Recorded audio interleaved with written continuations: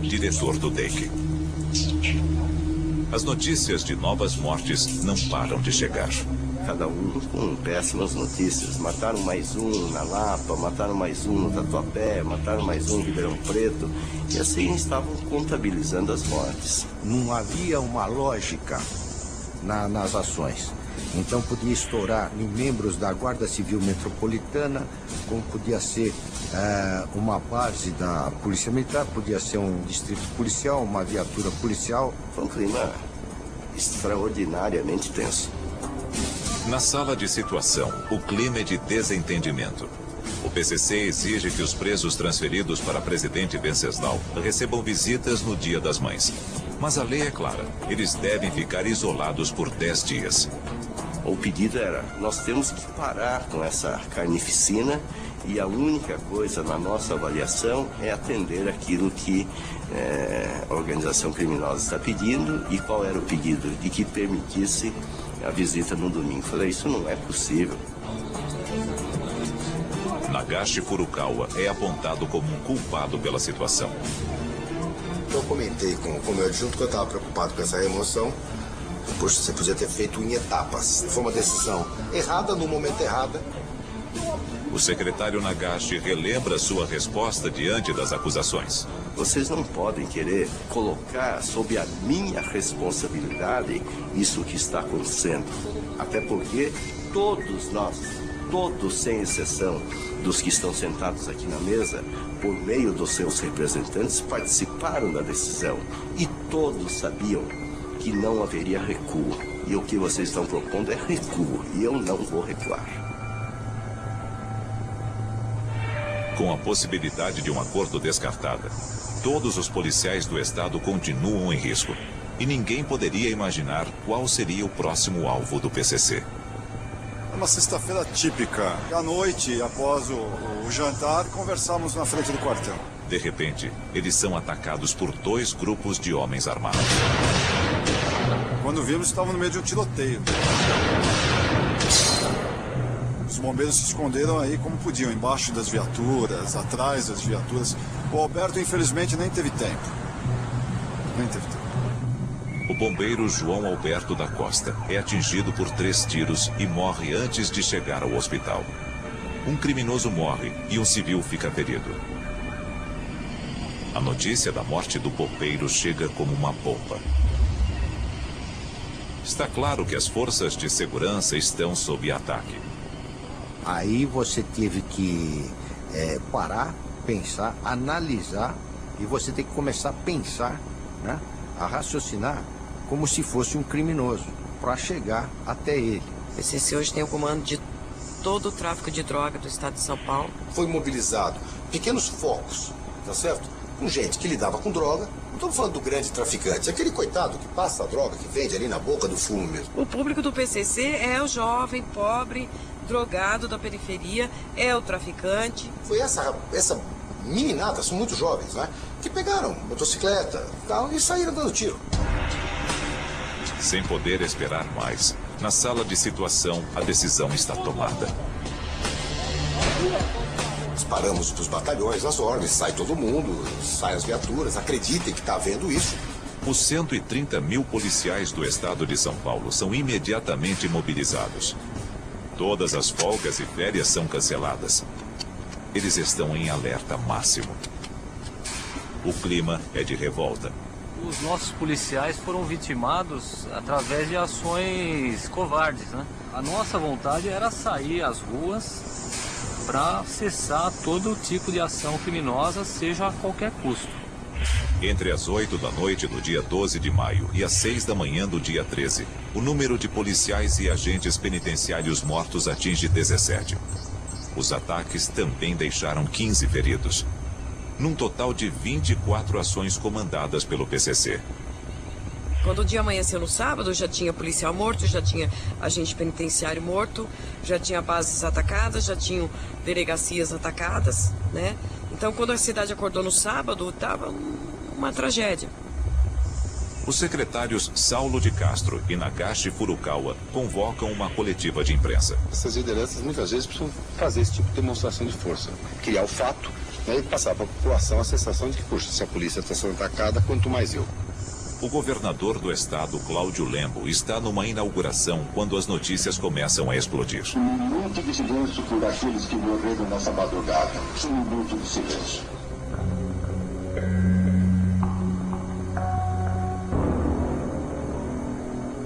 Sem conseguir uma contra-ordem de Marcola, acusado pela polícia de liderar o PCC, as autoridades de segurança pública de São Paulo o levam para a penitenciária de Presidente Bernardes, a mais segura do estado.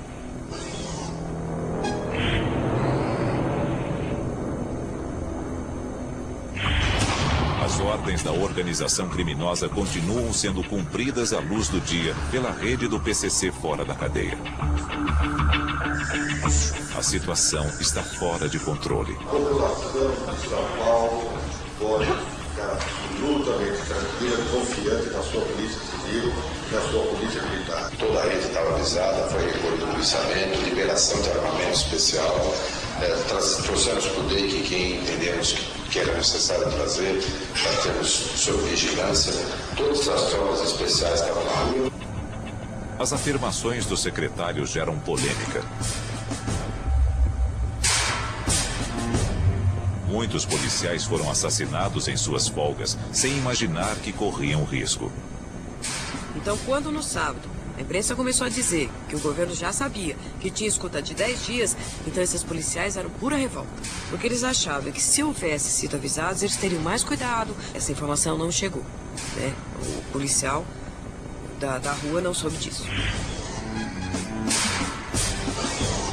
Baixada Santista, cidade de São Vicente, a 70 quilômetros de São Paulo. Policial carcerário João Marcos Fernandes volta para casa depois de um dia de trabalho, sem imaginar que sua vida está em risco. Mas trabalhou no cadeião, na Praia Grande. O Marcos adorava a profissão dele. Adorava, o Marcos ia na frente de todo mundo, entendeu? Para defender os amigos. No caminho, ele para em um bar para conversar com amigos.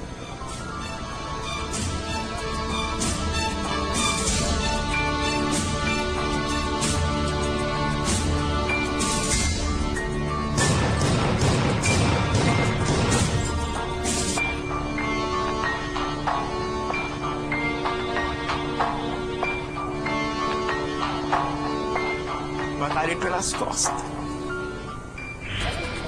No auge da crise, a cúpula da Segurança Pública de São Paulo recebe a ligação de uma advogada que alega poder parar os ataques. Ela dizia que sabia quem era o comandante do crime organizado solto. E nas prisões, a situação fica incontrolável. Quando eu olhei para fora da gaiola, eu já vi que tinha sido tomado.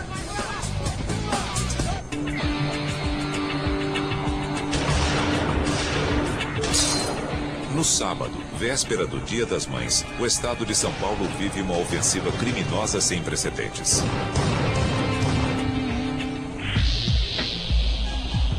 Vinte presídios estão rebelados e os detentos mantêm 90 reféns. É o início da maior rebelião coordenada já vista no Brasil. Pois não, delegado. Durante a tarde, as autoridades da segurança pública são contactadas por Iracema Vasquiavo, uma advogada que alega ter uma mensagem do PCC.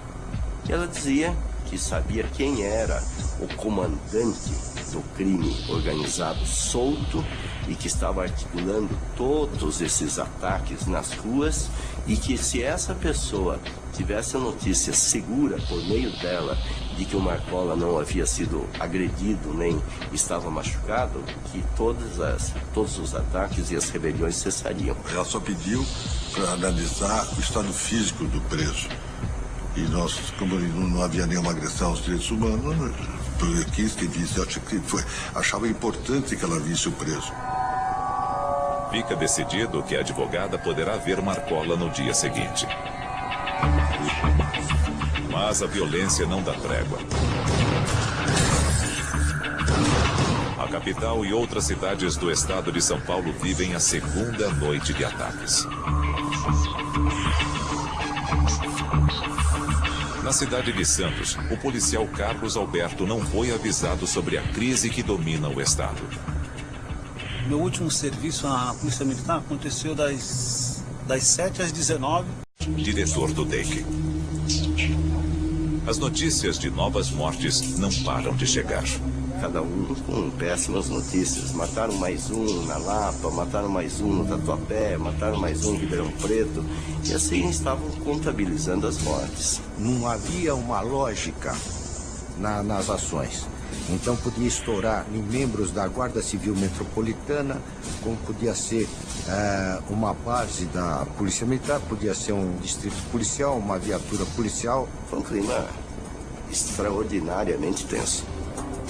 Na sala de situação, o clima é de desentendimento. O PCC exige que os presos transferidos para Presidente Venceslau recebam visitas no Dia das Mães. Mas a lei é clara, eles devem ficar isolados por 10 dias. O pedido era, nós temos que parar com essa carnificina e a única coisa na nossa avaliação é atender aquilo que a organização criminosa está pedindo. E qual era o pedido? De que permitisse a visita no domingo. Falei, isso não é possível. Nagashi Furukawa é apontado como um culpado pela situação. Eu comentei com o meu adjunto que eu estava preocupado com essa remoção.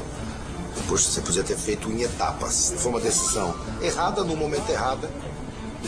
O secretário Nagashi relembra sua resposta diante das acusações. Vocês não podem querer colocar sob a minha responsabilidade isso que está acontecendo. Até porque todos nós, todos sem exceção dos que estão sentados aqui na mesa, por meio dos seus representantes, são muito jovens, né? Que pegaram motocicleta e saíram dando tiro. Sem poder esperar mais, na sala de situação, a decisão está tomada. Disparamos para os batalhões, as ordens, sai todo mundo, sai as viaturas, acreditem que está havendo isso. Os 130 mil policiais do estado de São Paulo são imediatamente mobilizados. Todas as folgas e férias são canceladas. Eles estão em alerta máximo. O clima é de revolta. Os nossos policiais foram vitimados através de ações covardes, né? A nossa vontade era sair às ruas para cessar todo tipo de ação criminosa, seja a qualquer custo.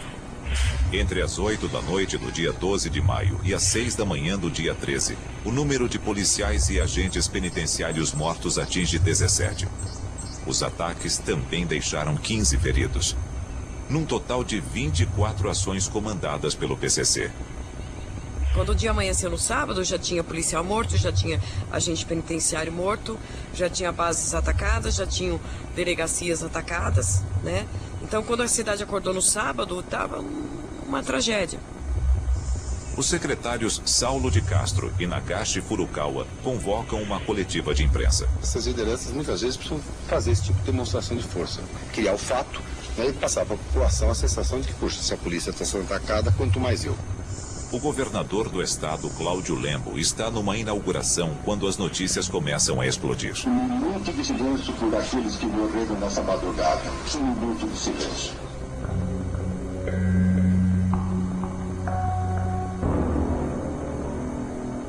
Sem conseguir uma contra-ordem de Marcola, acusado pela polícia de liderar o PCC, as autoridades de segurança pública de São Paulo o levam para a penitenciária de Presidente Bernardes, a mais segura do estado.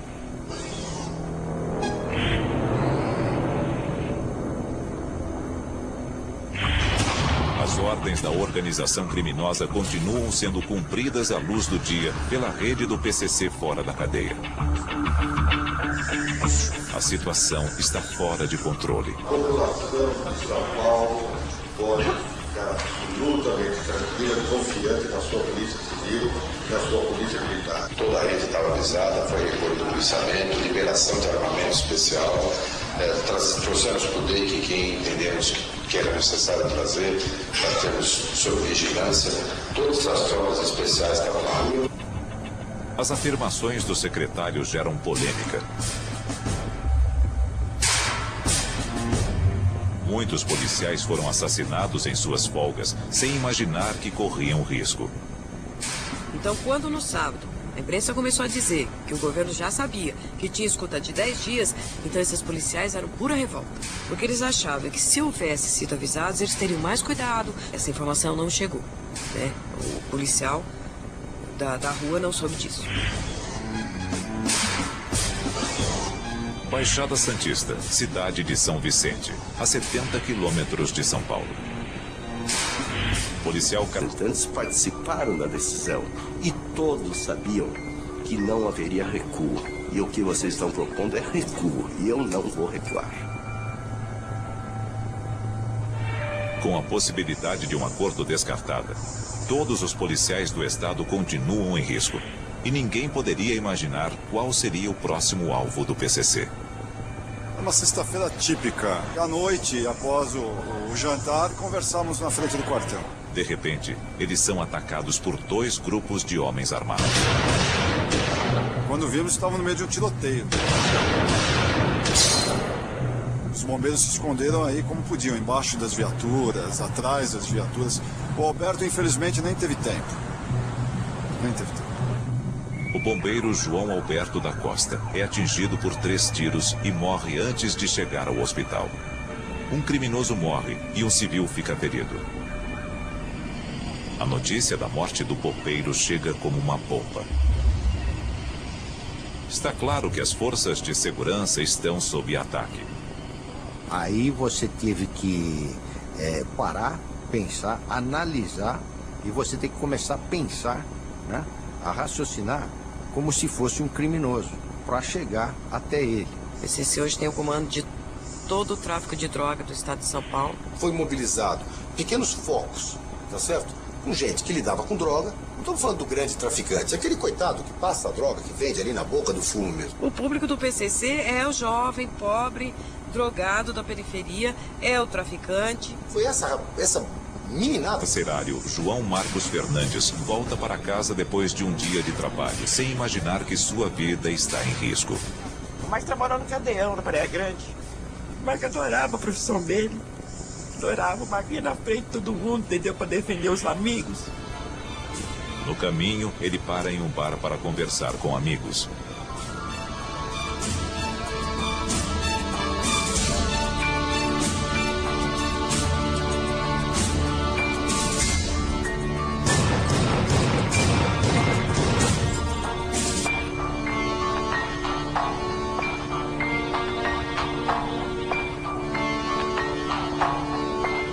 Mataram ele pelas costas.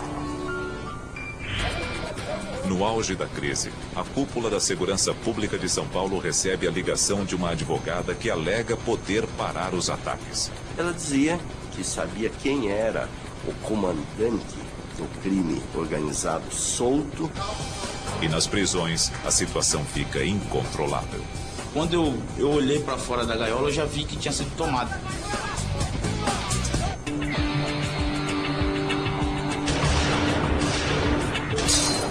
No sábado, véspera do Dia das Mães, o estado de São Paulo vive uma ofensiva criminosa sem precedentes.